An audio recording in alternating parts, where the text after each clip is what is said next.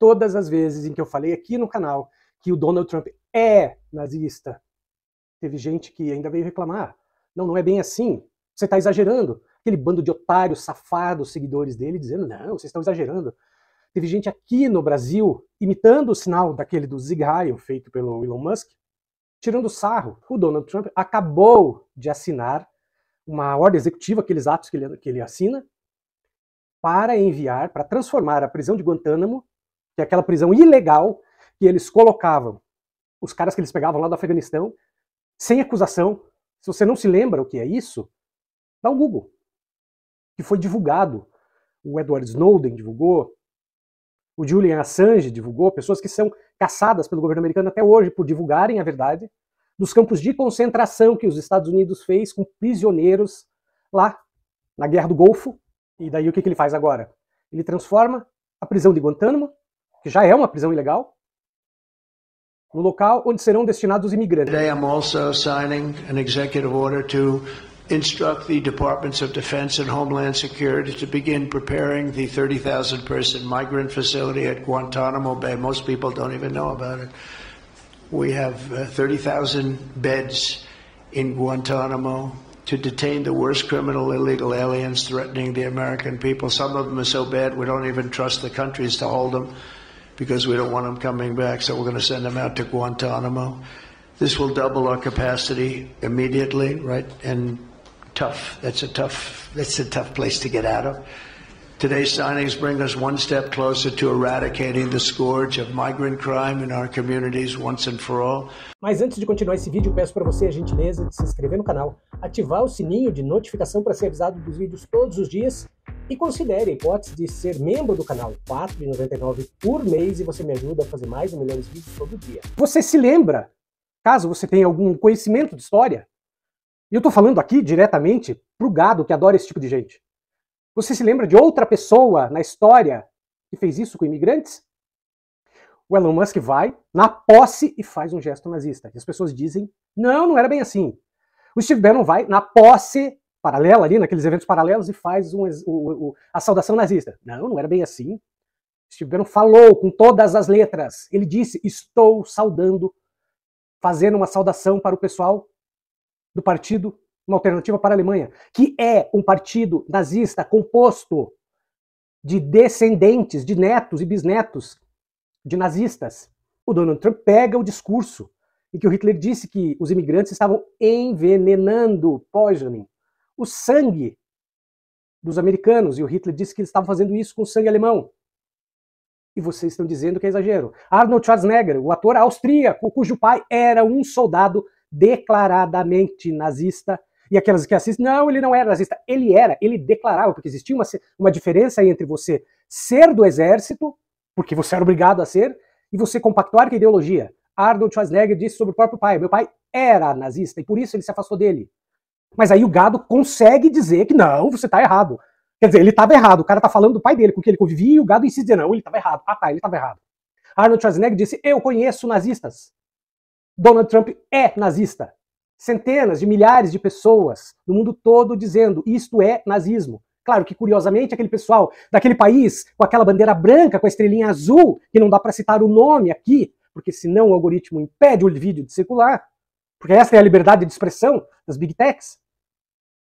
Curiosamente, o pessoal daquele país não falou nada, não está falando nada.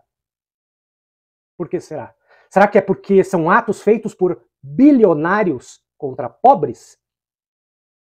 Exatamente como era feito na Alemanha?